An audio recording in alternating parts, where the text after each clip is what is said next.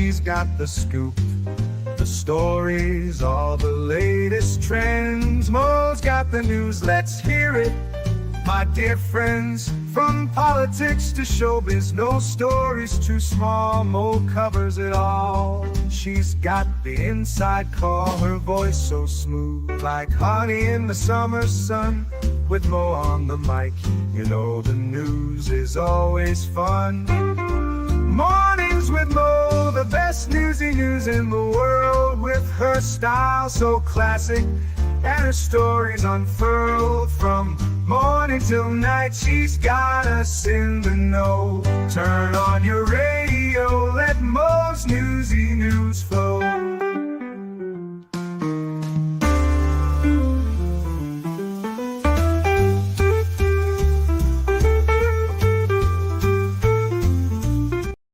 Good morning, everyone. It is the 13th of January. I would knock on wood, but I don't think I have any wood near me.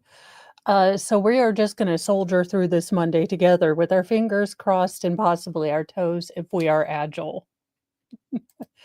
Good morning, everyone. Thank you, Wolfram, for all of your mod duties. All of the mods, thank you for making this channel what it is. Good morning, Dark Argyle and Tammy. Let's see here. Christine, I hope you're having a wonderful day. Factual Lie, Fun Diane, good morning. So our first story is rather sad, but as this story is still evolving, it looks like we are getting more IDs on some of the victims that were affected by the wildfires. So it looks like CNN has found some of their stories, and we will share those this morning. Good morning, Kay. Let's see here. An amputee and his son with cerebral palsy are among the 24 deaths in the raging fires outside Los Angeles. Another victim was an 85-year-old woman who refused to leave her home as the fast-moving Palisades fire approached, preferring to instead stay behind with her beloved pets. A former child star from Australia was also among those who passed away, as well as a Malibu resident and surfer who was called a magnet for people. Let's see here. Annette Rosilli is one that's featured. Annette Rosilli, 85, insisted on staying in her Pacific Palisades home with her dog Greatly, her canary Pepper, and her two parrots and turtle, according to Lux Home Healthcare, the company that provided in-home healthcare for her 3 days a week. The Palisades fire, the largest of the several blazes, started Tuesday morning, and Rosilli was encouraged to leave Tuesday afternoon. A caregiver did offer to pick her up, even though it was her day off. Faye Vendali, a Lux Home Care president, said Friday that neighbors did try to convince her to evacuate, but she refused to leave. And unfortunately, on Wednesday, relatives and firefighters found her body. So please, I know, like I said last Friday, like I've said all this week since I've started covering this story, it is so easy for me to say, leave your stuff, it's not important. But really, you are the most unique thing found in your house, and you can make new memories. And I know it's so easy for me to say, but really consider it. Do not stay in a dangerous situation. Anthony and Justin Michelle. Anthony was an amputee who used a wheelchair and last spoke to his daughter, Hemji White, who lived in Arkansas on Wednesday morning. He told his daughter that he had planned to evacuate his home in Altadena, a neighborhood north of Pasadena in the foothills of the San Gabriel Mountains. Mitchell and his adult son, Justin, who had cerebral palsy, lived together. They never did evacuate. White said the authorities found Mitchell's body right next to his son. He wasn't going to leave his son behind no matter what, White told the Post. It's extremely hard, like a ton of bricks just fell on me. Victor Shaw is another victim. And I hope that, listen, I am not political, but I hope every single politician who made dumb mistakes, and this could have been prevented from going out, I hope that they look and listen to the stories of every single person that was lost, because it's just ridiculous. Erlene Shaw, Erling Kelly, sorry, decided not to evacuate Tuesday night with her granddaughter and family. She wanted to stay in the Altadena home that she had lived in for more than 40 years. It's in God's hands, Kelly told family members, according to her granddaughter. We made the choice to evacuate Tuesday night. However, my grandmother decided that she was going to stay, Navarro wrote, later asking her father to check on Kelly, who once again refused to evacuate. Navarro's father returned to the house on Wednesday and found it had been thoroughly destroyed with fire. Navarro, her husband, and 2 children had lived with Kelly. They lost everything they had in the fire. Victor Shaw was 66. He decided to try to fight the fire, the Eaton fire, with a garden hose rather than to evacuate his longtime family home, according to KTLA. The Los Angeles medical examiner confirmed that he had passed from thermal injuries and smoke inhalation. Shaw had lived with his younger sister, Sherry Shaw, who told KTLA that the intensity of the approaching fire forced her to evacuate Tuesday night, but that her brother had insisted on staying. Rodney Nickerson. In one of his final phone calls as the Eaton fire approached his Altadena home, Rodney Nickerson said, "Son, the winds are picking up really bad." The son, Eric Nickerson, remembers every single word of the last conversation with his father. They were extremely close and spoke every day. It was a normal conversation like most mornings, Eric Nickerson told CNN Aaron Burton on Friday. The younger Nickerson recalled not being able to reach his father later that Tuesday, nor the following morning. After other family members and friends learned of Rodney's death, they struggled to break the news to his son. "They didn't know what to tell me," Eric Nickerson said. "They didn't really know what words to tell me because of the situation." The close-knit working-class neighborhood where Rodney Nickerson lived for more than 50 years, where his son grew up, has been virtually destroyed by the fire. Rory Callum Sykes. I want to make sure I get the names right, so I'm double-checking. A former child star from Australia passed away when the Los Angeles wildfires ripped through his family's Malibu estate in California earlier this week, according to his mother. Rory Callum Sykes was at the family's 17-acre Mount Malibu TV Studios estate, where he has his own cottage. It burnt down during the Palisades fire on January 8th. Shelley Sykes describes her son, who appeared in the 1998 British TV series Kitty Capers, as both beautiful and wonderful, and she said her heart was totally broken by his death. She said that she had tried to put out the wildfire cinders on her property's roof using a hose, but couldn't because the water wasn't flowing. And he said, "Mom, leave me." And no mom can ever leave their child. And I've got broken arms. I couldn't lift him. I couldn't move. Sykes told Australia TV News First. Her son, 32, was born bald with cerebral palsy and had become famous for his speeches on overcoming disability. He was the co-founder of Happy Charity, which, according to its site, offers hope, happiness, and health to those who are hurting. On his website, Sykes describes himself as a professional speaker and consultant for many companies, including the Tony Robbins Foundation and Cerebral Palsy Alliance. He overcame so much with surgeries and therapy to regain his sight and be able to learn to walk. Despite the pain, he's still enthused about traveling around with me from Africa to Antarctica, Shelley Sykes wrote on X. Randall Randy Modi, 55, died in the place he loved most, his home. According to his mother, Carol Smith, who said Modi lived in Malibu Beach house for decades. Detectives found his remains, Smith said, telling CNN that all of his roommates had been accounted for. His home was his prized possession. That's been the one and only house he ever owned, Smith said, and he just felt blessed to be able to live in Malibu. It was a dream come true because he'd been surfing since he was a teenager. About 30 years ago, Modi rented a studio apartment attached to the house. After 30 years, the owner offered to sell the house for a discount price, an opportunity that Modi jumped on. From there, the house on the Pacific Coast Highway became locally known as the Crab Shack. Modi had an open-door policy in which friends were constantly coming and going from the barn-style, home built in 1924. He was just kind of a magnet for people, and people loved him, and he loved people. He was a very kind person, Smith said. There was always a party wherever Randy went, there was a party. Modi was determined to protect his beloved house. When they talked on the phone Tuesday, he told Smith he had a garden hose ready to go. She believed he didn't know how big the flames were going to get. He'd been through so many of these fires and made it through unscathed. I think he thought he could do it again, Smith said. Now that I'm realizing how many memories he had in that home, I can understand why he didn't want to leave. Modi, who lived in California all his life, spent the last few decades managing restaurants and surfing. He used to cut classes in high school to go surfing. I can remember one time I had to hide his surfboard. Smith laughed. You are supposed to be in school. You're not supposed to be at the beach. She said that the last year was a tough one for Modi. He had lost his restaurant job, a broken finger, said goodbye to a cat that had been his friend for many years. However, Smith said that he always kept a positive outlook on life and was searching for a silver lining despite the hardship.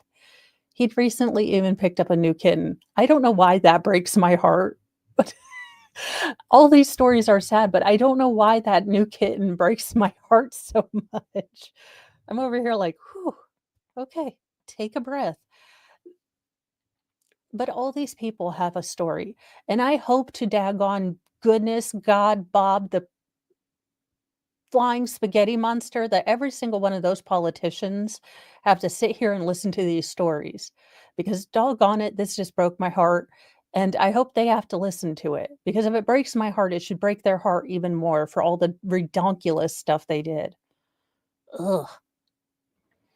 Well, if you have the money, now that we've had that story, apparently LA millionaires are shelling out $2,000 an hour. Yes, that is 2K an hour. Y'all, we got to get up off them stripper poles and we are going to go figure out how to be firefighters. To, try to battle and save their properties in this chaos. Desperate one percenters are dropping small fortunes on private professional fire crews to protect their mansions as California's most expensive wildfires continue to devour some of the wealthiest neighborhoods in Los Angeles. Private fire protection companies often contract with the state and local governments to help battle wildfires. But in recent years, California's fire firms have begun offering on call services. Ready to show up with their own water supplies, trucks, hoses, fire quenching chemicals, and other industrial grade equipment. But these heroes for hire come with a hefty price tag, some outfits charging $2,000 an hour for their services. Chris Dunn, owner of Covered Six, told Outlet that his phone has been ringing off the hook as Hollywood elite jockey for his bespoke services. And I don't begrudge one percenters. Hey, if you have the money, if I had the money, I would have my own private. Well, look, I would be bougie AF and I would find me an Alice. Now listen, when I do become rich as hell, I'm gonna need an Alice. So if you know a woman who likes to wisecrack, tell teenage children to knock it off, has an in with the butcher because she's her boyfriend, give me a call because when I get rich, I'm gonna need an Alice, okay? But I don't begrudge. That being said, I don't begrudge people paying for what they can get, but it is a stark reminder that this is what we're looking at. If you would like to defund the police, you're going to have the people with private police forces being able to protect themselves. And then we're going to circle around to, gosh, shouldn't this be something that everyone pays for and has access to? And we're going to reinvent the police force. So maybe we could just be sensible. I know this is a thought. A reporter for San Francisco Chronicle observed one home outfitted with continuous water sprayers drenching the roof as specialists stood by all night watching for flare-ups. Other firms sprayed the landscape with a fire retardant and cocooned trees and bushes in thick fireproof materials, according to the LA Times. But these companies rack up cash. But as these companies rack up cash, the ones that will hire them are taking heat from ordinary folk. More than 100,000 of whom have been forced to flee, leaving their homes under the protection of the overwhelmed public fire department. Millionaire Millionaire real estate investor Keith Wasserman ignited a blaze of outrage when he put out a call for someone to connect him with private firefighters to save his home in Pacific Palisades. Does anyone have access to private firefighters who can help us protect our homes in the Palisades? We need to act fast here. All neighbors' houses are burning. We'll pay any amount. Thank you. He posted to his X account, which he later deleted. Again, not read the room. This is California. If you would like to bitch about being rich, don't do it on X. Go to Blue Sky or somewhere where rich folks go. I'm sure they have a one percenters Facebook, like Not the Poors. Post that on Not the Poors, okay? It's not going to go over well with normal folks who are just losing their homes, all right? Just a pointer. I'm not a Hollywoodologist, but maybe just, tell people you're going to pay all this much on normal people Facebook. Put it on the, Not the Poors. Solved your problem, Hollywood. No one wants to listen to you talk amongst yourselves. It's called Not the Poors. I will get it up today.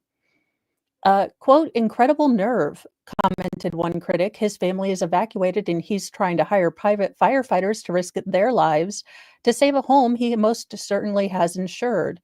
Incredibly tone deaf. Now, what I will say about the insured thing is that the insurance seems to have fled the entire state. So, rich, poor, Jew, Gentile, they all seem to have lost their insurance. So that seems to be a legitimate bitch that goes beyond class sort of boundaries. And yes, I do have a lidocaine patch on because I don't know about anyone else, and maybe it is the CRPS, but getting infusions hurts a long time afterwards for me. So I'm covering up my bruise, but also it's a lidocaine patch.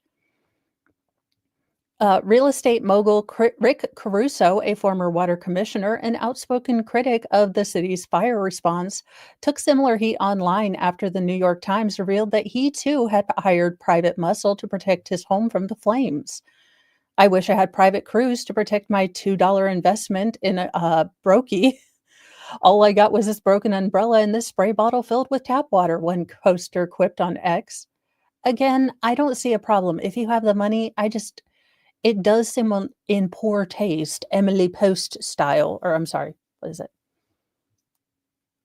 I don't know. Y'all know I'm not classy. Hell, I don't even know which tea you're supposed to drink when the queen gets coronated or whatever. Not my problem. But I don't begrudge people that have the money to do it. Just don't splash it around. Could you be a little circumspect? Could you read a room?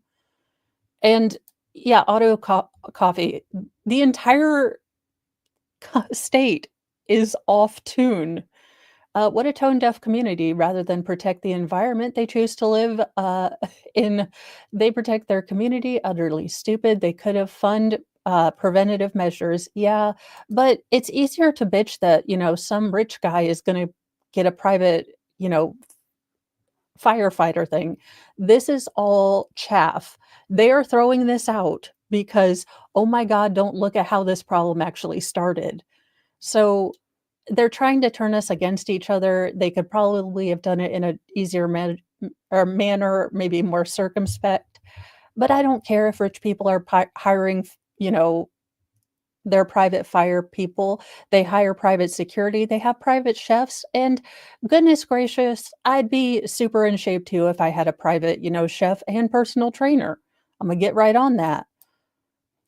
Well, I guess in New York City, everything's going to be burnt. New York City restaurants flip out over new charbroil rule that could force them to cut emissions by 75%. Stop messing with my burgers. Well, yeah, because, I'm sure all other problems in New York City have been fixed. So why not, worry about how these burgers are going to go? I'm sure the Globe will not handle anything. The Big Apple eateries say the new charbroil rule is totally half-baked. The city's environmental cops could force restaurants that use charbroilers to cut their smoky emissions by 75% or figure out a new way to cook meat and fish. Yeah, because, there's nothing like a boiled burger. Ugh. No, I know they have steamed burgers. I think they're more up in like the New England, Massachusetts way. They look really cool. I mean, I'm not going to lie. I am a former chunky kid. I watch Food Network like it is my job. But you try to mess with some charbroil, I am not gonna eat a hamburger. And who the hell's gonna pay $30 for a half limp burger? Ew. Just no. Restaurants that charbroil more than 875 pounds of meat per week could be barred from operating unless they install an emissions control device to curb pollutants if their charbroils broilers were installed before May 6, 2016, according to a new rule proposed by the Department for Environmental Protection. Screw you guys. You kill Peanut and Fred. We don't listen to you. Take your environmental stuff and get home. Okay.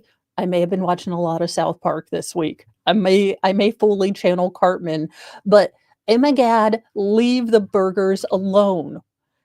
The micro bits of carbon that you are going to collect will do nothing because we have giant polluters like India and China. So could we just keep our burgers? Could you stop making life suck out loud for New Yorkers? Could you do that? People are getting knifed in the subway and they're worried about charbroilers, fumed Junior's restaurant owner Alan Rosen, who chars meat at three iconic eateries in Midtown Manhattan and Brooklyn. Industry sources estimate that as many as 200 restaurants could be affected by the new rule from the EPA, with thousands of dollars in costs associated with upgrading their exhaust systems unless they apply for a hardship variance.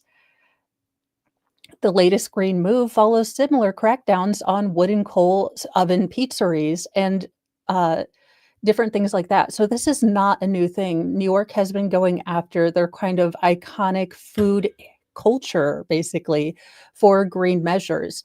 They have been forcing burning stoves that do like the little pizzeria stuff and old classic bakeries with, wood burning stoves to try to fix that.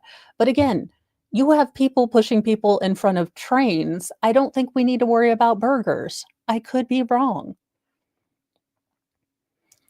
We grow with an open flame, he said. We've been doing this for almost 75 years. It's absolutely ridiculous. The government should focus on quality of life issues and stop messing with my burgers, he went on. This is a government that's gone haywire, and this shouldn't be on anyone's register or radar. Popular steakhouses are in the crosshairs of the proposed requirement, which is likely to go into effect later this year. Empire Steakhouse, which has 3 locations in Manhattan, could be forced to upgrade their exhaust systems. Burger King advertises that it flame broils its meat, but a source similar or familiar with the requirements says that the fast food giant cookers already comply with the emissions rules. Now, the Whopper makers declined to comment on if they are greenly flame broiling your Whopper. I do not know. Choose wisely. Popular charbroilers are larger than grills and cook more substantial quantities of food at a time, giving meats a smoky taste. They do operate using a gas flame, and food industry sources say they provide quick and consistent heat, allowing temperature to be more easily controlled than a grill. But they also burn a lot of particulate matter or pollutants. A University of California Riverside study found that commercially cooked hamburgers caused more pollution than a diesel truck running, 140 miles on a highway. US government, look me in the eyes right now. This is Mo talking. I'm right here. I am willing to do whatever BS study you want. Give me 100K. I will figure out if hamburgers make you happy. Where do we get this government money? Because these BS studies, I will never in my life. Please, Elon, stop giving people money to destroy my hamburger. Like we have very few things we enjoy in life. I don't drink. I don't, work on a pole. I don't do anything, but I want a good doggone hamburger, and y'all are trying to ruin that. Daggone it. Now, commercial charbroilers in the 5 boroughs emit about 4,000 tons of particulate matter a year, according to data compiled by the DEP. The Department of Health and Mental Hygiene what in the 1984? The Department of Health and Mental Hygiene. Well, I'm going to get ready for my 1 minute of hate here soon, says that these emissions might have contributed to more than 12% of particulate matter premature deaths annually. How about you make the subway safe and we'll talk about a burger, all right? Ugh. If you'd like to read the rest of the article and, join Hank Hill in his fight against propane, this is the dumbest thing. Well, we found a tunnel, y'all. Between fires, a blizzard, we found a narco tunnel. I mean, I know I like my mind a little bit in the gutter. It keeps things spicy. I have Purell somewhere. Federal agents find a sophisticated narco tunnel allowing cartels to drink or sneak drugs and humans across the border. How is this news? I thought this was like Monday, but apparently we found a new one and it's pretty luxurious. I mean, not gonna lie, I'd probably walk in that if it was a haunted house. US federal agents have uncovered a sophisticated narco tunnel equipped with electricity and a working ventilation system that smugglers have been using between El Paso, Texas and Juarez, Mexico. Homeland Security Investigations El Paso said that a man made tunnel, which is about 4 feet wide and 6 feet high, was burrowed into El Paso's Boone Street storm drain system, which is located just a few blocks from the border. Shocking video from inside the tunnel, which was enforced with only wood beams, shows sprawling path beneath the border that smugglers use to transport people and drugs in and out of the US. So they went into our storm drains. This is awesome. Oh my goodness. Homeland Security Investigations said that its agents were investigating the tunnel and vowed to arrest those that created and used the underground facility. Dale Gribble, I am looking at you.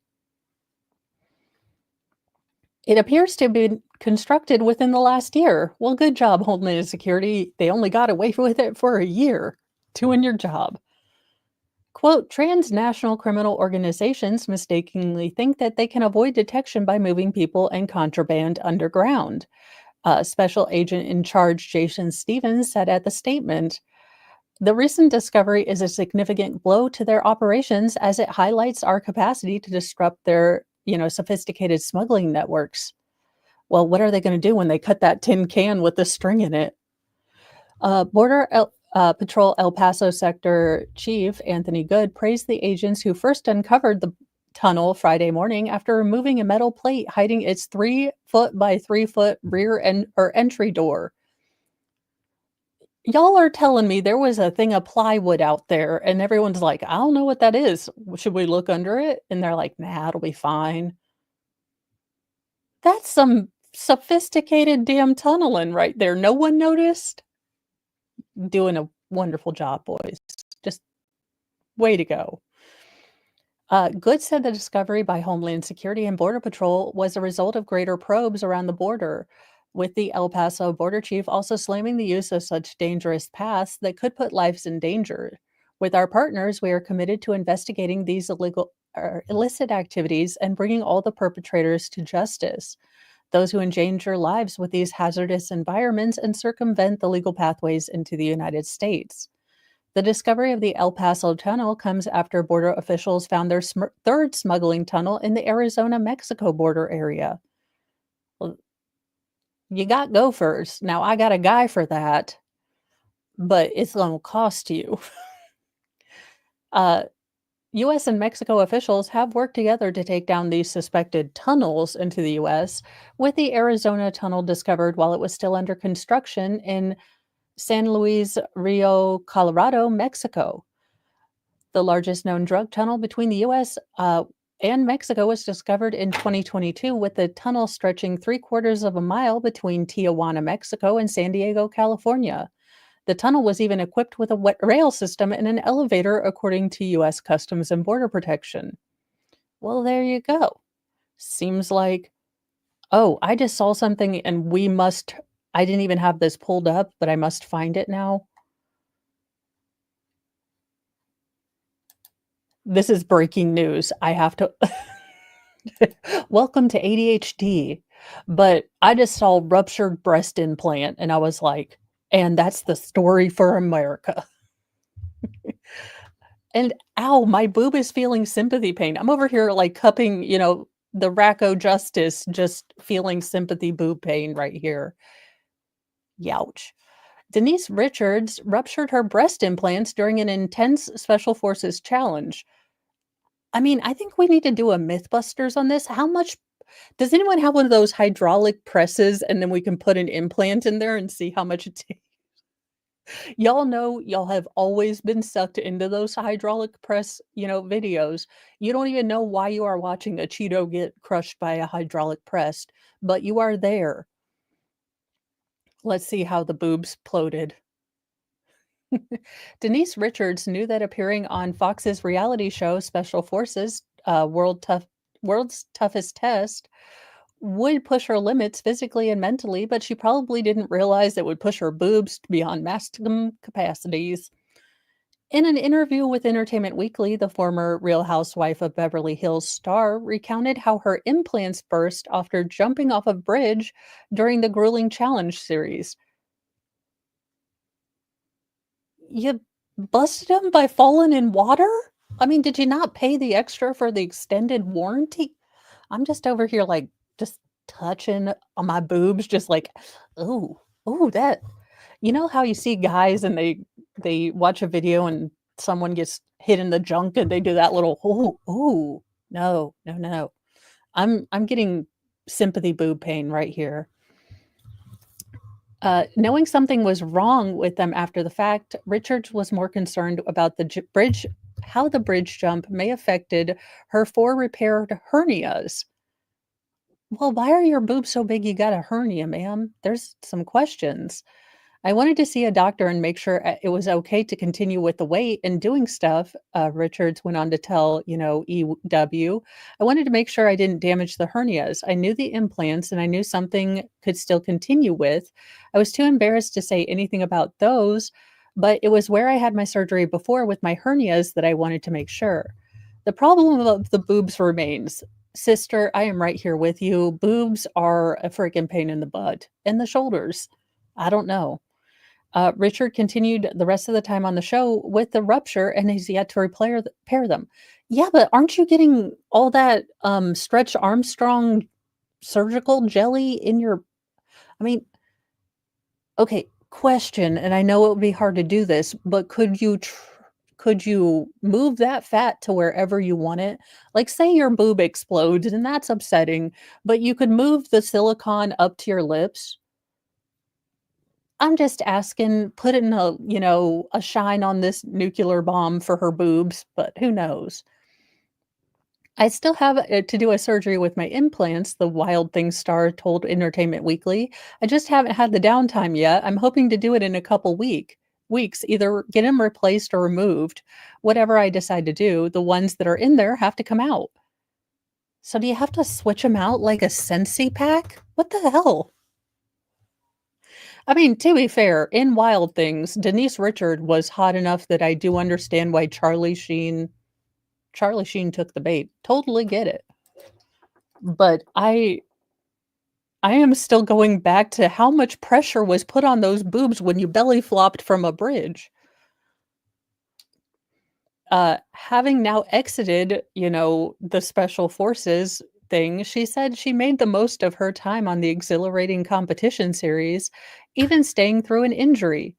I felt like I had no choice, Richards said. I did want to stay as long as I could. The reality show Special Forces World's Toughest Test challenges celebrities of all varieties to take on daring training exercises led by former special forces operatives. Yeah, the ones that didn't do any shit that can't be seen on TV. Let's be real. You don't want the, CIA agent who went into, you know, just negotiate a little coup on the TV.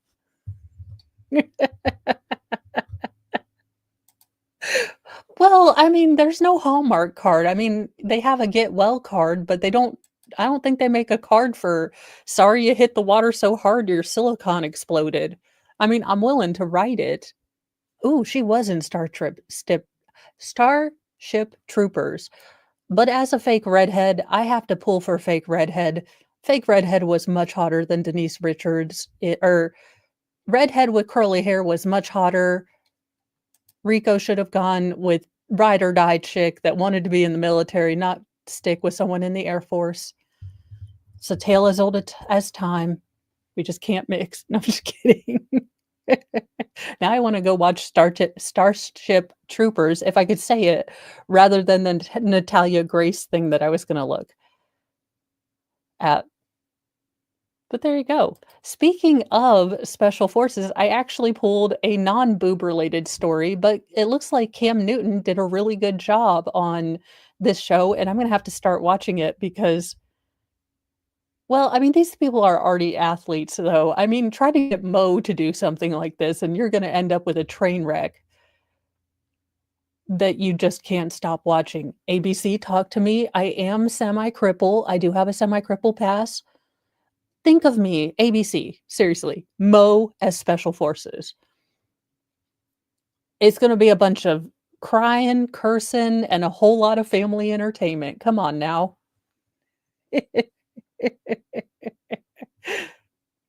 Cam Newton, who is known to dazzle on the field during his playing days, took it to new heights on the new season of Fox's reality show competition, Special Forces: World's Toughest Test. Apparently, just saying the title is my toughest test. Apparently, the letter S is not my friend today. The season premiere episode saw Newton taking the flight in one challenge that has gone viral on social media as the former NFL quarterback leapt from a moving boat onto a helicopter. Newton was able to hold onto the helicopter's landing skid and pull himself into the chopper, impressing his fellow contestants in the process. That would be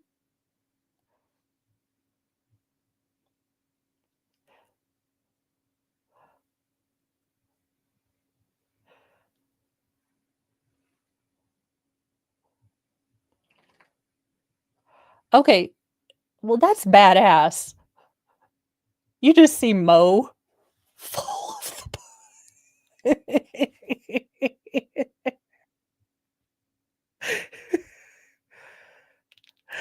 No joke. I would totally be chalking my hands up, acting like I'm a professional. They say jump. Imma be like, "I have some where's my safety net?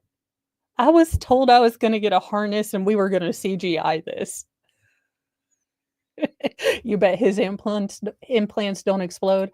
No, but it looked like his chestilar area was all smushed trying to get up to the helicopter, so I'm sure Denise felt his pain. This is terrible. I should not laugh at someone's boob exploding, but what the heck are you want what do you want from me? I have okay, let me see if I can in it is a Monday, y'all. I am so on ADHD. Let me see if I can I have got these super cute new earrings that they are an alien ship with a cow getting you guys, I need to take my ADHD medication some days. Mondays aren't great, but I do have alien abduction earrings on. And welcome, Shizzy Raiders. So the fellow contestant, apparently Stephen Baldwin's on this too. Who knew? I might want to watch this.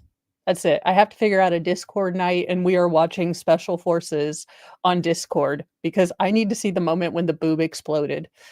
It's like the Zapruder film. I am a boobologist. I'm going to need this, and I will give my, you know, oh gosh, what is it? Matt, is it Matson? Or yeah, but I will give that. You know, I'm going to do that. That's what I'm going to do. Good Lord, Mo, get on track. I am going to need Lord Chippy attendants to please come online, even though our glorious leader is all on the ADHD. Lord Chippy is not, and we do have contestants. It is a Monday. We've got to get this rolling, people. Now, this isn't mostly for this person, the victim, but for this mother. We definitely need Lord Chippy very slowly. Quote, literally had me by an effing saw, end quote. Woman says adoptive mother forced her to dismember her younger brother who was unalived by neglect and starving to death. then watch as she took care of the remains by burning them. So, absolute dumpster fire, corroded trash water human. She needs all of the shame. An adoptive mother in North Carolina became an unaliver of children, according to law enforcement. Now, I have seen different YouTube things on this. This is definitely going to be a case that I am looking into. This case is nuts, you guys. We need a Mo murder board breakdown, possibly this week, but this case is so beyond anything. Now, one of her adoptive daughters said that she was enlisted to cover the carnage.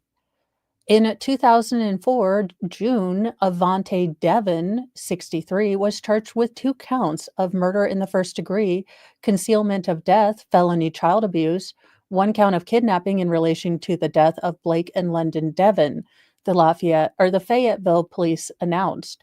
Now another member of the Devon family has come forward with grim and gruesome claims about the role that she had to play because of this mother. In September 2024, Raleigh-based NBC affiliate WRAL obtained a record of shocking April 2022 phone call. In the phone call, someone admits to helping dismember the body of Blake Devon.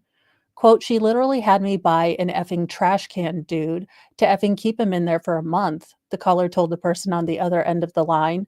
"I had to watch his effing body burn. It's been on my effing mind. I don't know what the F to do." In the recording, the voice is modulated so no identifying features can be made out, and the caller also reveals how the boy allegedly passed. "She starved him so much she killed him, and then she didn't call the ambulance," the caller said. "She didn't call the police. She didn't try to make up a story to tell them, oh, he passed away." The TV station, however, declined to release the name of the person who is making those claims because the police did not charge them with a crime. Cheris Devon has identified herself as the voice on that chilling phone call, WRAL reported in an update earlier this week. In a recent interview, the woman recalled being 16 or 17 when her adoptive mother allegedly forced her to disarticulate her brother. In the original recording, she said she was 18 at the time. Quote, "She literally had me buy an effing saw to cut his blank open, effing disintegrate the effing body."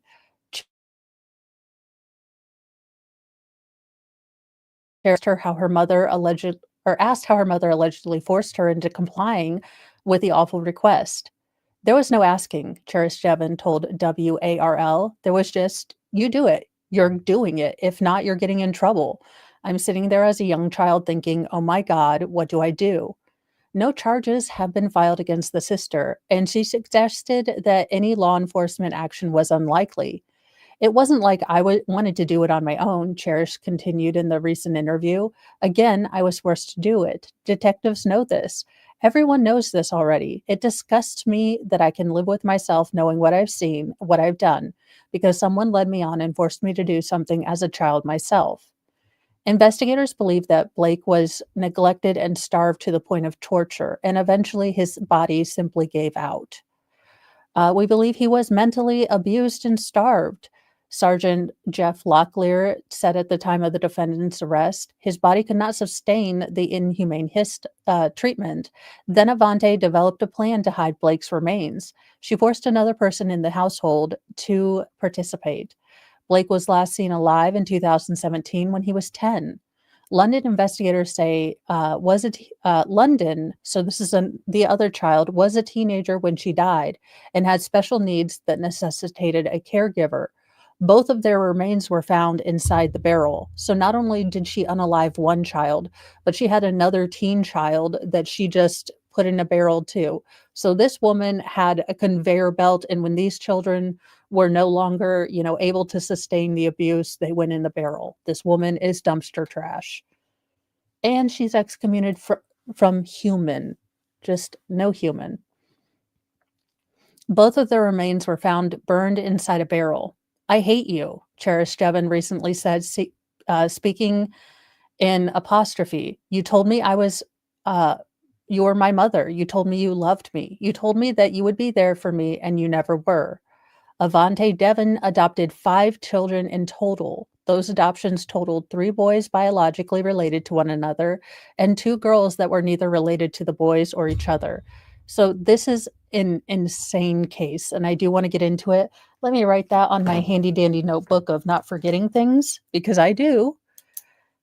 But this case is wild, you guys, and these kids were missing for so long. The state never checked in on them. She said they were missing, and they just never looked. It is wild how much was missed. Uh, Douche alert. Do not be a douche when things are bad are happening. We are doing a name and shame, just like the New York Post. I will have to dig more into that. That is something I've seen a couple of, little YouTube, like, 20-minute things on this, but I'm gonna have to actually have, Jedi Jess pull the paperwork for this, and we can get into it more, because that case is just wild. A pickup driver accused of cutting off an old lady during the Palisade fire smiles after being confronted. Ew, he just gives off douche vibes. Like, "Sir, I don't know you." And let me tell you, as a card-carrying platinum member of the Resting Bitch Face clan, I can tell you, it is hard because you will be in a great mood, but your face says, "I am about at my snapped episode." And we don't mean it. We want to be friendly, we want to be helpful, but something about our face says, "Touch me and I'll stab you." So I get it. You have resting deuce face. Matt Gaetz has it, certain actors have it. It is an impediment. As a resting bitch face, afflicting person, I get it. But that's why I attempt to smile sometimes, and I'm not an asshole. But you seem to have missed that little, kindergarten trick, so let's name and shame. A pickup driver was caught smiling after being called out allegedly for cutting off an elderly woman in a 4-hour-long line of cars as residents wait to get back to their homes in the Pacific Palisades fire zone. Nick Clark, an independent creative director living in Los Angeles, posted the video in the altercation with the impatient driver on his Instagram Saturday. He'd seen the approaching motorist driving a silver Chevy Silverado and putting him on blast. Well, there you go. Here's a guy who just cut off a little old lady. Clark says as he walks up to the pickup truck while pointing the camera at the smirking driver.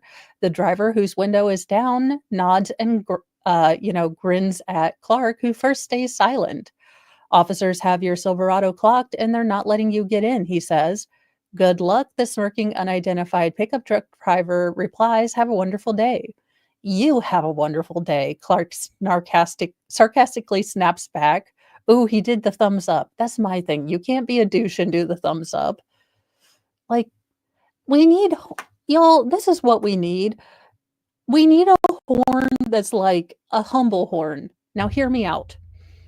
I try to be the best driver I can, but we all have moments where we're a bit of a dumbass, like, it's on me.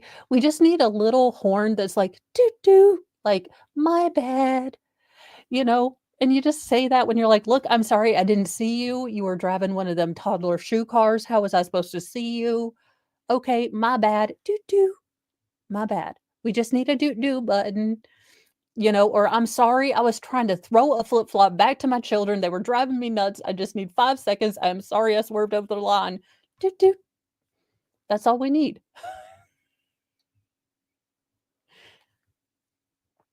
The creative director then asks him if he wants to share his name on video, adding that he has 35. Okay, this is clout chase. Okay, you're both douches. First of all, douchey McDoucheface here who cut everyone in line. You're a douche. Douche McDoucheface who wants to make a mob. You're both douche. At this point, two wrongs make a right, and y'all go take a left off a pier. You have people that have died here, and you have nothing better to do than to show what a bigger jackass someone else is. Don't worry, if someone else is a jackass, life is gonna get them eventually. Worry about yourself. We're so busy policing, and these people are so busy policing other people to make sure that they react properly and kindly that you're not getting any damn thing done. We have become so crazy. I mean, he felt entitled to go after this guy for cutting another person off so he can be the world's what, hall monitor? Just stop being assholes. Could we do that?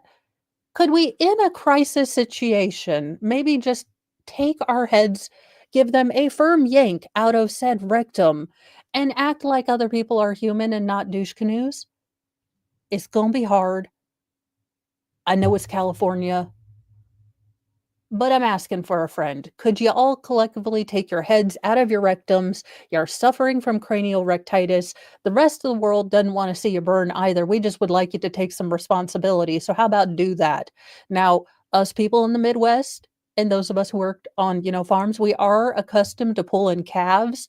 So if you do need help, we will help yank your head right out of your ass. All right, Gavin Newsom, we have a line of people in the Midwest that are here and willing. We will do a whole hands across America. All right. Lord, these people. So we got cut off. Are you the hall monitor of, the entire world? For the love of Cheetos.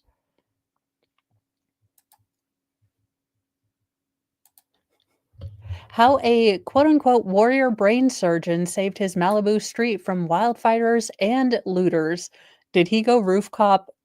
Did he go rooftop, pew pew? Did he go rooftop? Because I said we make him manager, or we make him mayor if he went rooftop to stop the looters. Y'all know what I'm talking about. If you were there or if you saw any footage from 92, you knew there was a single group in Los Angeles who was not going to take no shit no more during the riots. And you did not go to their stores. And I'm saying if he took that, I'm here for it. Chester Griffiths finished performing brain surgery, climbed into his car, drove across Los Angeles to save his beachfront Malibu home from the fires raging through the city. It was a scenario that the 62-year-old had been prepping for years. He'd done the training, sourced the fire hoses, and briefed his sons and neighbors about the course of action, and now it was time to put it in practice. The following was a daring mission that saw the three men confront the worst inferno in city's history to successfully protect 6 homes in their picturesque cul-de-sac, while homes around them crumbled into a mess of ash and rubble. As the Pacific Palisade fire worsened, swallowing up thousands of homes and leaving trails of smoldering ruins across thousands of acres, the men refused to back down, even as 80-mile-per-hour hurricane wind levels brought sheets of embers the size of footballs raining down. They continued to fight. At one point, I started packing up my car, and then I decided I'm just not going to let my house burn down no matter what. Clayton Corbett, Dr. Griffith's neighbor, told the Telegraph. Armed with N95 masks, fire hoses, spades, the trio managed to keep the inferno at bay for 4 days and 5 nights. I mean, this is incredible, but they all had to plan and get together. They all took the time to put preparations in place. It's almost like this can work. It's almost like if you plan for a disaster and you have things in place, if and when that disaster happens, you're prepared. I say we make this man mayor. Without a doubt, if we weren't here, none of our houses would be. This is not even 100 or 1% chance, Mr. Corbin said on Friday as he poked his hose up against the smoldering remains of his neighbor's home to stop it from spreading. The men's diciest moment came on Wednesday night when the fire barreled toward them from the west, engulfing 2 of their neighbors' wooden homes and sending them in flames in 20 minutes. First, when the house 2 doors down from Dr. Griffiths on Topanga Beach Drive made its way, then they had eucalyptus trees explode. So it's just everything was coming this way. The fire was coming this way. The smoke, the embers in the air, the wind was unbelievable, he said.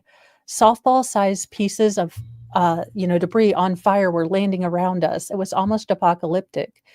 It's like you see these things coming at you and they land on the ground. Thank God the majority did not go in the house, but the ones that do, you put out immediately. But if no one's here to do that, they eventually burn the house down. We didn't know when it was going to end, and that was probably the scariest thing.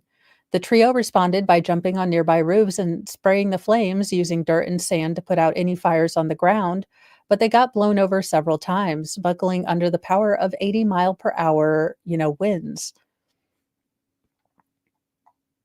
I mean, you see it on TV. Uh, it's very, very awe-inspiring to see this force of nature and then to see people battling against it. It's just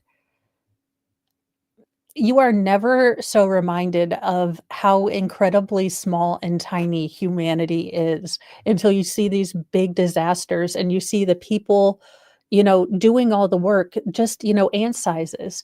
Welcome, Philip Craft, and let's go, Brandon, and Poke Mom. We needed a water drop, he can be heard saying. A nearby fire crew came out and helped them fight the blaze. And Dr. Griffiths begged the captain for a water drop, and he said, "They're all grounded." I said, "What about a plane, fixed wings?" And he said, "Everyone's grounded." I went back upstairs and I said, "We just have to do it ourselves." With the help of a team of firemen, hoses, and a water cannon, the group was able to put the fire out and stop it from coming toward their home. "I'm a surgeon," Dr. Griffin said, his voice raspy from days of inhaling thick smoke. You train and you prepare, and when you're in the thick of it, you rely on your training and your preparedness. Our exit strategy was paddle boards out into the ocean. We knew if it really came to shit, we were going to take them out. There was no time to be scared. I cannot even get on a paddleboard. Y'all, when there was balance and coordination being handed out in heaven, I was standing in line. I was cutting in line for the snark, and I didn't know that those 2 were available, so apparently I just missed both of those boats. So I have no balance, but I could imagine using a paddleboard. Seems smart. His 24-year-old student son, called Chester Griffiths, added, "This has all been honestly under the leadership of my dad.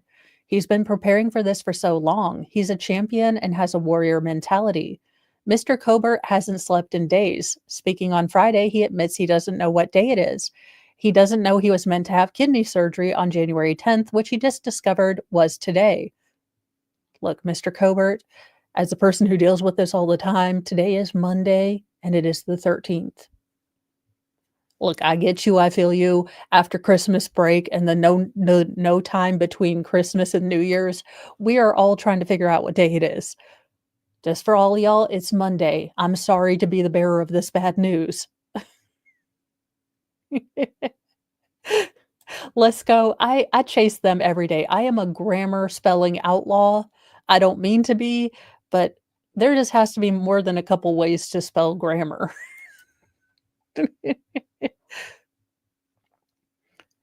Let's see here. I'm trying to get the point. So then we're going to get to the looters. All right. "Every bone in my body hurts," he adds, limping across the stand in front of one of the homes. He's never had a problem with its knee, but now it's wrapped up in a brace. Uh, you know, he saw 2 men walking down the hill. I started screaming at them and they ran. I went down to my car and turned on my car and lights and set my alarm off so they would know I was here. On top of that, there's people trying to steal from you. Oh, hell no. On Friday afternoon, the trio were still working relentlessly to put out fires in nearby homes, craning over walls to shoot waters at the source, clouds of smoke radiating off of it and stinging their eyeballs. A few doors down from them, what's described as the last standing house in Malibu. The survival of the $9 million property, which belongs to David Steiner, a retired waste management tycoon originally from Texas, has been put down to its fire-resistant materials. But Mr. Cobert said he and the Griffins have been keeping an eye on it too and doused it in water when the porch caught fire. Dr. Griffiths bought his property in 2005 and the family moved in 2009. How do you buy a property that's a hell of a lot of reconnoitering. Oh, well, Dr. Griffiths is also the doctor to the LA Kings hockey team. So, these are not people with whom associate generic brands, okay? These people have great value, nothing in their pantry, all right? They're like, "Great value, what?" That's not at Trader Joe's. There's no great value at Whole Foods. But what a testament to a man working with his community to save his home. Whatever class status you're in, working together, planning together, having someone who's in charge, who knows things, who's actually researched things, good ideas. Maybe we can export that to the greater government. I'm not holding my breath, though.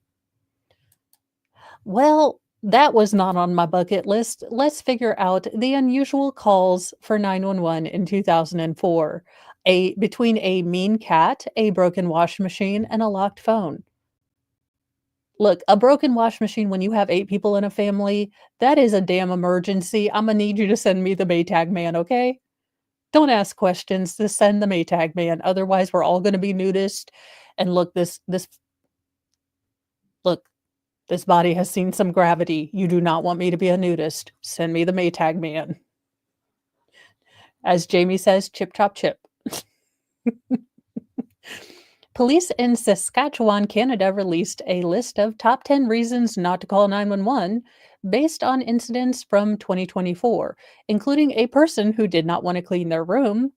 Probably one of my kids calling, although I don't know how they got to Saskatchewan, and I doubt they could even spell it. Hell, I couldn't spell it. And the only reason I know how to say it is because I've heard it on Canadian TV, and I'm guessing all those letters put together equals Saskatchewan. And a resident's mean cat. The Saskatchewan RMCP posted a video to Facebook featuring operators from its Divisional Operation Communications Center giving a rundown of the top 10 most unusual non emergency calls that came in through the 911 emergency number in 2024. Number 10 on the list had to do with a not so tech savvy individual who called 911 to advise them that they didn't recognize someone on their social media friends list. Hey, I'm gonna give you a tip from Auntie Mo. If it's a beautiful looking young lady and you have never done spoken to her, but she would like you to buy some Bitcoin, it might could be a scam. If it looks like someone you're related to, do not swipe left. And if you're not sure you're related to them, check out your latest family reunion pictures before you do swipe left. Hillbilly romance problems understood. Another caller told operators that they were forcing them to clean their room. And number 8 reported that a fox was wandering through the neighborhood scaring local cats. Damn foxes. Number 7, caller number 7 reported bees inside their house, and caller number 6 asked for the police to help unlock their cell phone. Hey, that cell phone is a hard thing. My phone has been, I'm going to have to get a new phone. Now, I always have to look up whatever I have because I'm like, it's an Apple and it looks like a brick. I have an XRE or who the hell knows what I've got right now. I just need it to stop glitching. Okay, I'm a rant here. We have tangent engaged because I'm about to lose my ish as a tech unsavvy person. So we are going to have a rant. Now, I don't particularly care for Apple. It's just the product my husband buys because he's the one in charge of all the tech. But I like my phone. It's simple. It does what I need it to do. I don't play games. I don't watch movies on it. And if I do, I'll just, put it in landscape. I don't need a big screen. I'd like it be able to fit in my pocket. And I have gravity problems with my skirts, even though they do have pockets. If you can make these cell phones just a little bit daggone lighter. But anywhoozle, back to my real rant. Now, I have an old phone. This is my husband's old phone. I never buy a new phone because I'm not spending $1,000 for this. Just no. But y'all have been glitching my phone with every new update. My phone cannot handle these updates, and every time I get used to a new update, you change it. So don't make me come in there and regulate you when I become president. Look, I wanna be able to keep my old phone. I know how it works. I don't want a new operating system. You fix all that stuff and you make this work exactly the same. You do not slow it down. You do not make its battery go dead too quickly. I just wanna keep my own damn phone. Why can't I keep my old phone instead of y'all always having to make me go get a new phone that I don't understand? You take the buttons off. I'm about to call Saskatchewan 911. I demand they go back to the old iPhone. Actually, y'all remember those phones? So it had like the screen here and then you flicked it up and it had a keyboard in it. Bring that back. I need a physical damn keyboard. I don't want I have fat, chunky hobbit I have little tiny people hands. Do you understand how hard it is? I still mess up the B and the D. You fat finger the hell out of this phone. Give me back a physical keyboard. Is that so hard? Damn it. I just want my little Razor X back. I felt, sassy, 22, sort of smart with my life. That is all fake. You are not as smart as you think you are at 20s. I'm going to tell y'all all this. If you are in your 20s, you have the confidence that you are smart. And what I love to go back to the confidence that what I was doing in my early 20s was always the right thing. Yeah, but diddly crap. You are a kid old. But I was feeling myself with my little Razor phone, so I would like that back. Thank you so much and goodbye. Look, us Genlennials are starting to take over. Boomers, you have had your time. I get it. You are a lovely group. But Gen Xers are taking things over. We're going to get, oh gosh, we're going to get dodgeball back. We're going to be able to say all the Genlennial mean words because we don't mean no hate by it. We just mean, your friend's an idiot. And we're bringing back the daggone keyboard phones. Bring back BlackBerry. Vote for Mo. Sorry for the tangent, you guys. My phone has just been glitching like nobody's business.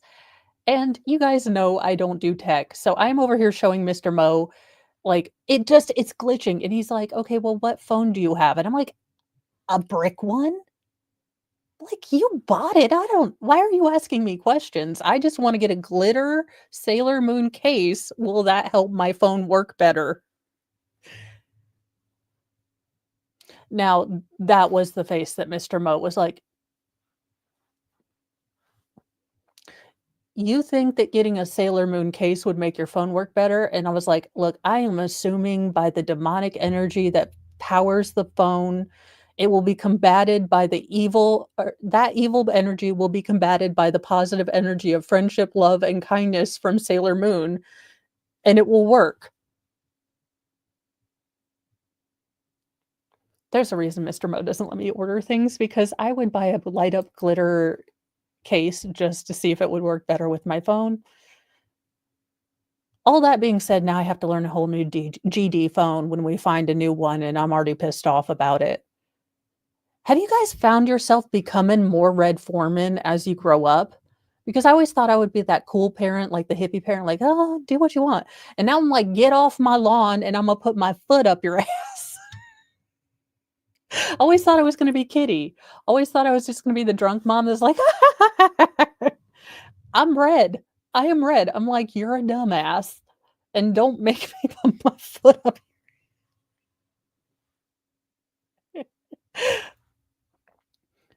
It is weird getting old enough to get close to get off my lawn territory. Because y'all know me, I'm a total, like, Red had it right. Red was the hero of that show. It should have just been Red's. Actually, forget the 90s show. Bring back, just Red. Just Red fireside chat, telling us how dumb we are. That's all I need. But because last time, y'all, now I'm going to embarrass myself, but as a mom with teenage girls, sometimes you have to take said teenage girls to the mall, but they will separate from you because they genetically do not want to be linked to you.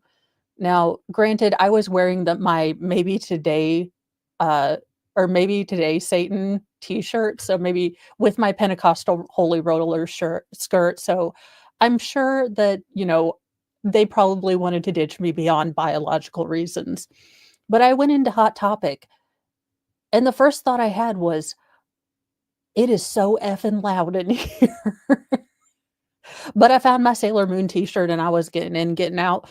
And they're like, do you want to do a survey about our store? And I looked at the little girl and she had like 93 piercings. I think her entire face was a piercing. I'm not even sure how she did that. Look at me with like 90 pounds of eyeliner and the Fallout Boy hair. And she's like, "Do you want to do a survey about our store?" And I looked at this sweet little girl, probably 18, 20. And I looked at her and I said, "Sweetheart, I am closer to get off my lawn territory than anything that I would be buying to stick in, on, or around myself at this store. So I doubt that you would want any of my suggestions because I normally go online, so I don't have to talk to you or be in this loud store. But sweetie, you're doing a great job. But no, you probably don't want any of my advice because I'm going to tell you to turn it down and it smells a whole hell of a lot like patchouli oil in here." I know they have to ask. I just I'm like, "Sweetie, y'all don't want my advice, because my advice would be to merge with Bath& and Body Works, and you're gonna get a hell of a lot of genlennials who like candles and Sailor Moon." I mean, that's how you kidnap genlennial women. You mix Bath& and Body Works with Hot Topics. Genlennial women will be abducted by the millions. You put discount candles and Sailor Moon and Ren and Stimpy shirts at the same place, I'm telling you. You get I'm trying to make money. I'm trying to make y'all money. Disney, come talk to me. We put some scented candles in the, box lunch store or lunchbox store. We are here. Don't get me started about how there are no Okay, can I rant about being a mom first here? I have teenage girls. Now I have teenage girls who have suddenly realized as they take off their giant hoodies, have figures like supermodels. Now I'm attempting to get them back on into the hoodies, but apparently crop tops are now the thing. Now there could be another reason my kids ditched me because in the first store we went to, I kindly asked the sweet little girl working there. She was sweet. And I just looked at her and I said, "Sweetheart, do you have a full shirt?" I was like, "I'd love to pay $40 for a crop top, but I'm just wondering, do you have an optional like the other 4 inches?" And my girls were like, "Mom." And I'm like, "Fine, give them a crop top, but does it have airbrushed on it? I am 14 and my mom is crazy and dyes her hair red. I just need a warning because my kids are growing up and they aren't wearing granimals anymore, and now they got boobs, and I just don't even know what I'm doing here anymore.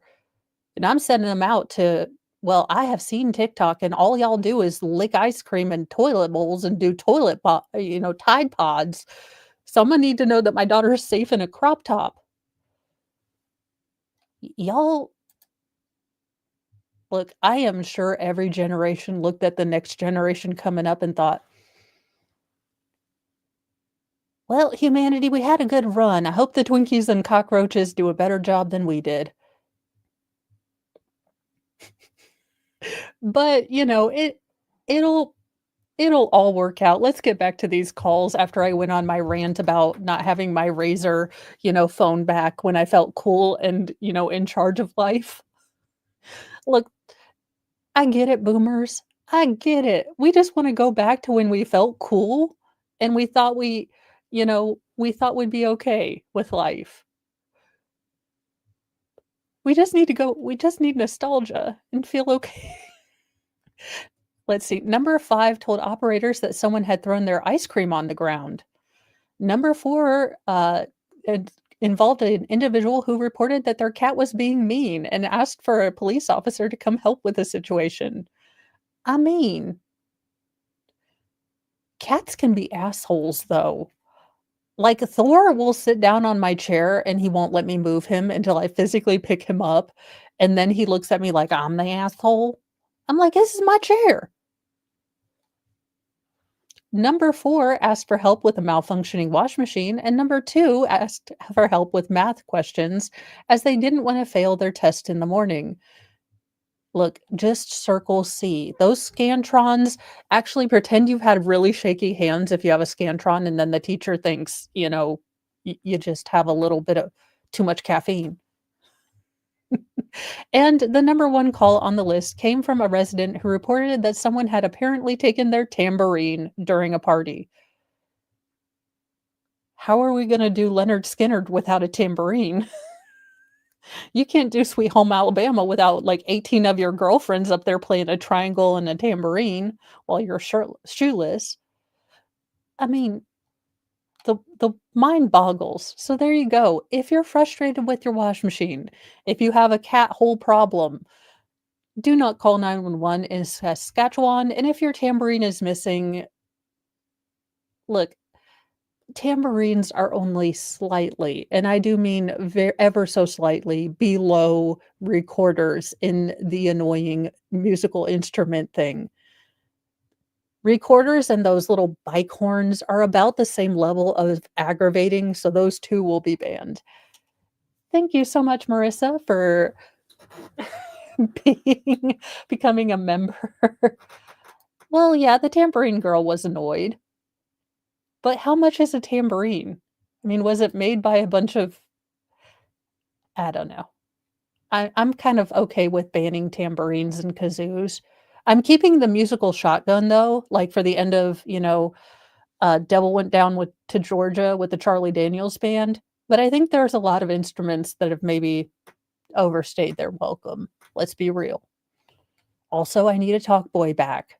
For the love of God, someone get me a talk boy. And this will be winning our What the Flip story of the day. I have the jar ready. The What the Flip story of the day. As you can see, we already have stories in there. So when we get to January, we will have a What the Flip story countdown. Probably a touch of both, to be honest. I've never been fully tested. Howdy, Fedorowski.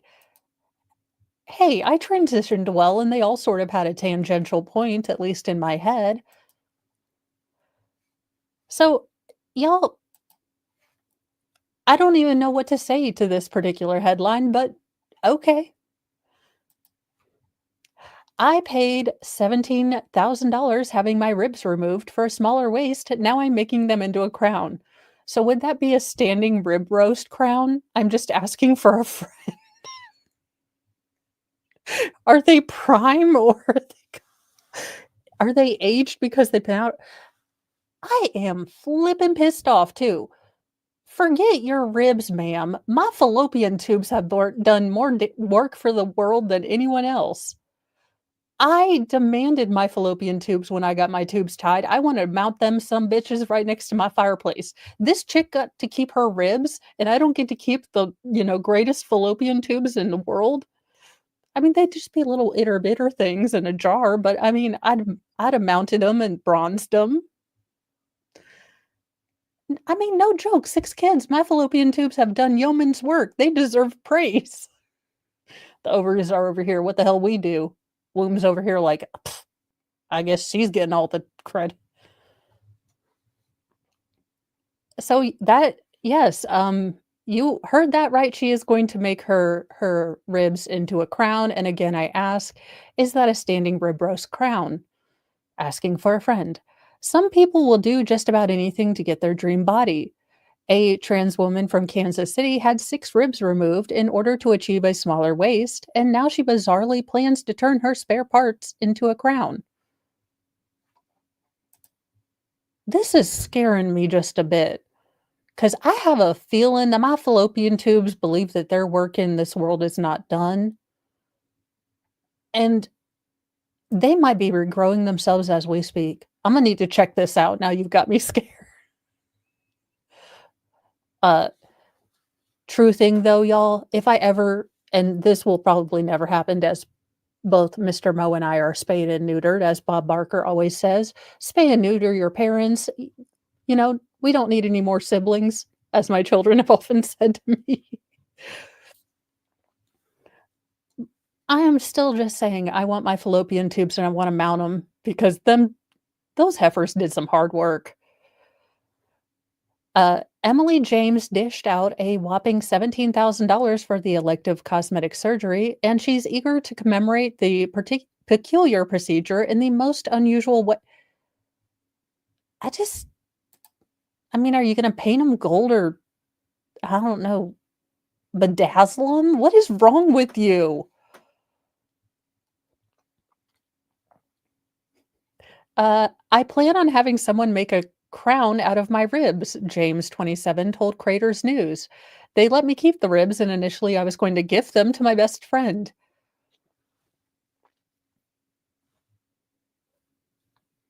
Are you allowed to regift if someone gives you their ribs, but they're really just not to your taste? Like, say the ribs are more shabby chic and you're more minimalist or maximalist. Are you allowed to regift those? I mean, I thought that my idea of taxidermy squirrels in Star Wars and Sailor Moon outfits and possibly Civil War outfits was a weird idea. But this is a tangent on a level I just have never met of weird. I wanna interview this now. And why the yeah, why would anyone else want your ribs? I mean, what are you like, I made you a Jenga set, they're my ribs? What the hell? As they were recovering, the Missourian had to wear a corset around the clock to help from swelling, although she admitted that her pain was only on a 2 on a scale through 10, thanking her team of doctors and nurses. She used social media to share the journey of the procedure as well as the recovery process, garnering mixed responses from viewers. In 3 days, I'm going to get 3 ribs removed on each side, she said in the video before the procedure. I'm going to have Emily barbecue, she quipped. During the recovery, she shared online that she got her ribs removed for cosmetic purposes and that they were keeping the removed ribs, as you do, like the doggy bag at Chili's. What the hell is wrong with people? Y'all, this is how we are going to get the rapture, and not just an asshole rapture. This is when God's gonna take all of us schmucks out here who are just living life and trying to be good people, and then you got people over here who are getting the ribs chopped off to make a crown.